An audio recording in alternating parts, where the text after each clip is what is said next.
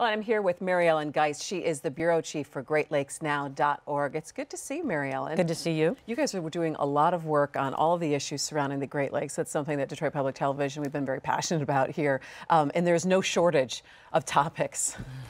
Seems like there is breaking news every day involving the Great Lakes. It's just hard to keep up. And one of the biggest issues is the Line 5 pipeline. Okay, and so you have a documentary coming out in April.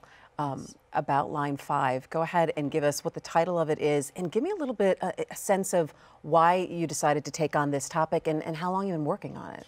You know, really, we started filming in January. We're thinking about it now. We hadn't really started the documentary yet, but we have been filming all the controversies surrounding the Line 5 pipeline really since January.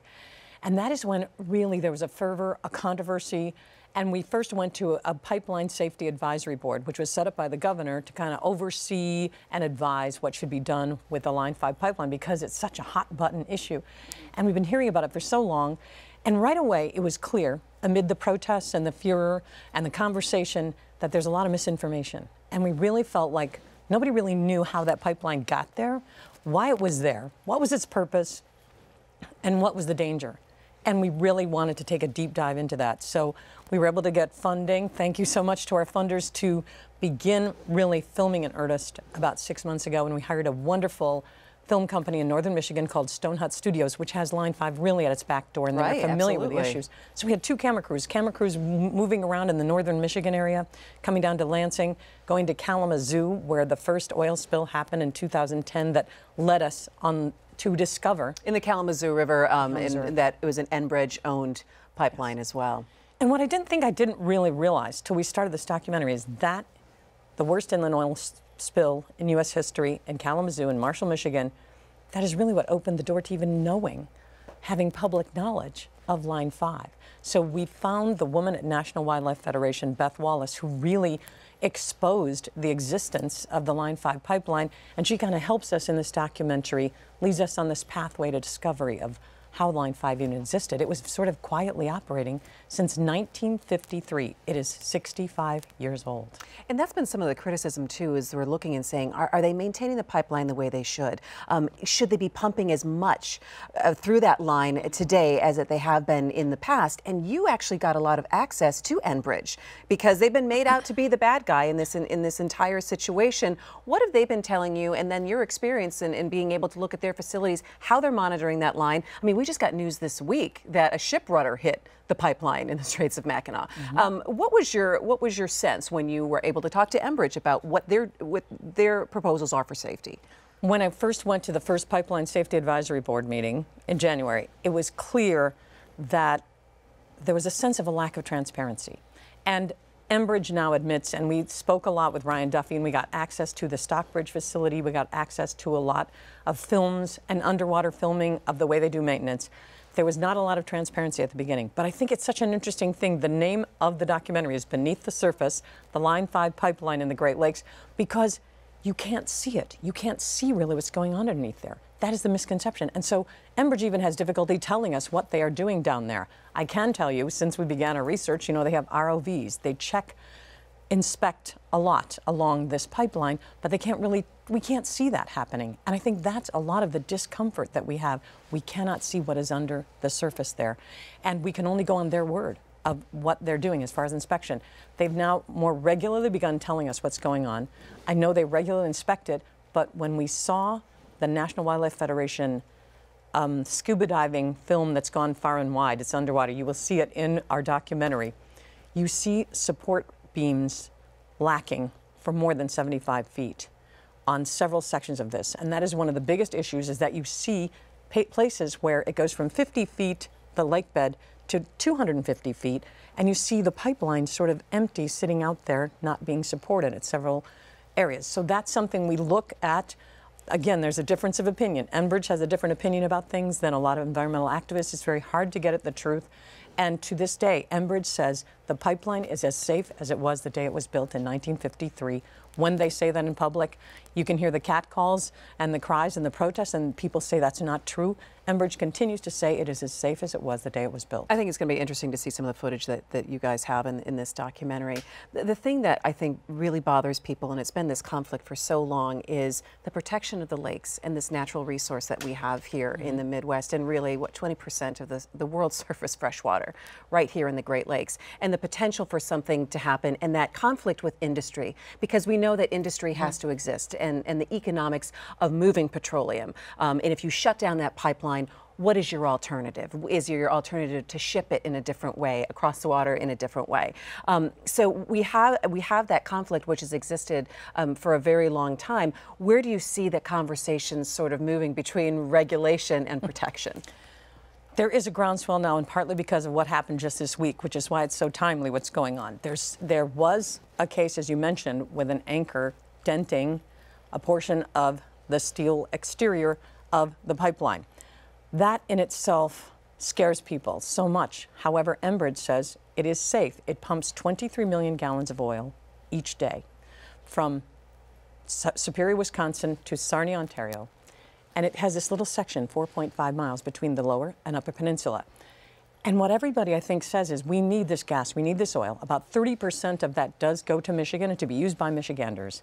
But a lot of it's taken to Canada, and they just say, why does it have to go in this sensitive area of the Great Lakes where 23 million gallons of oil, even if some of that came out, if there was a puncture, would damage fish, wildlife, the recreation industry. We were able to interview Dave Schwab at the University of Michigan, who did an incredible study of a simulation of the oil going along. Of where it would go. It's really quite staggering. 740 miles, he says, would be affected. However, Enbridge says that's just a wind and substance, what substances would do in the lake. We would clean that up immediately.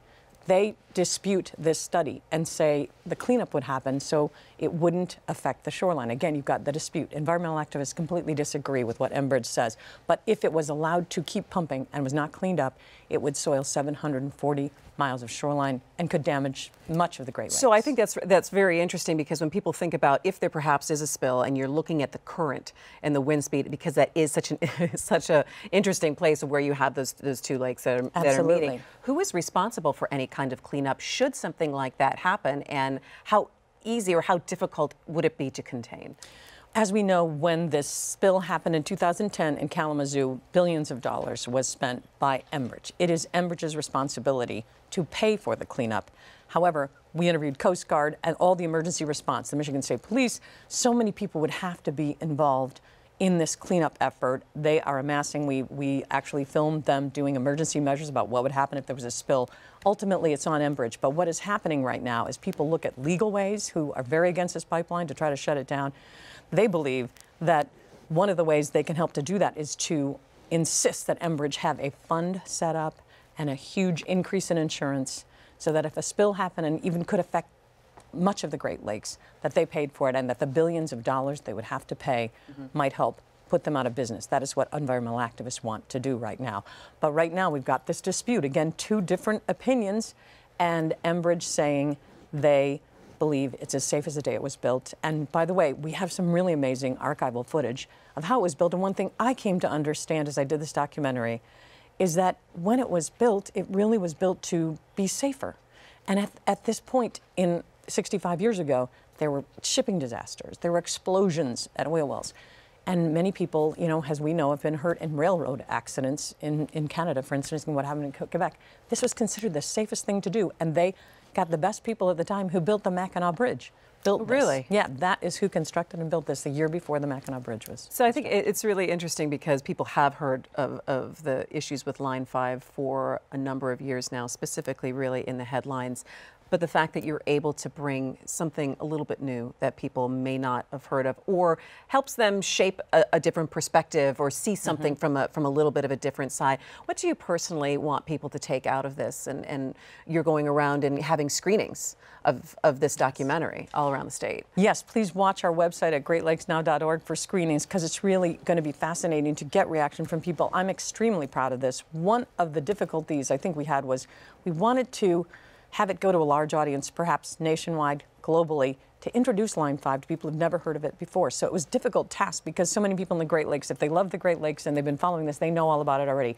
And we wanted to give you something new. And I think one of the things I learned most, and I want people to get out of this, is not to really vilify so much the industry and the people who did this. And there was such a different attitude about lakes and about even how we use oil and gas at that time. You know, now we're looking at alternative energy and things like this. Well, Enbridge at the time really thought this was the best thing to do. The people who built this pipeline thought this is the safest, best thing, and it's only 4.5 miles through the Great Lakes.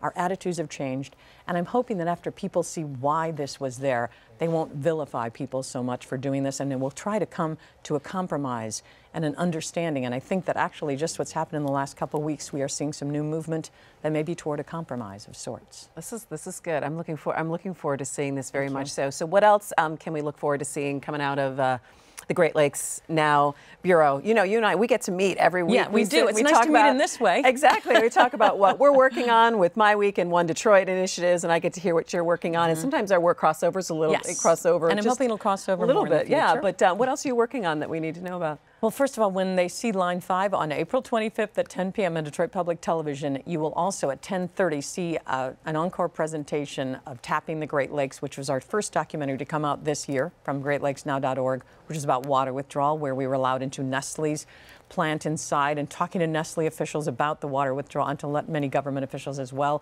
And we also talk about the Waukesha, Wisconsin water withdrawal, so check that out.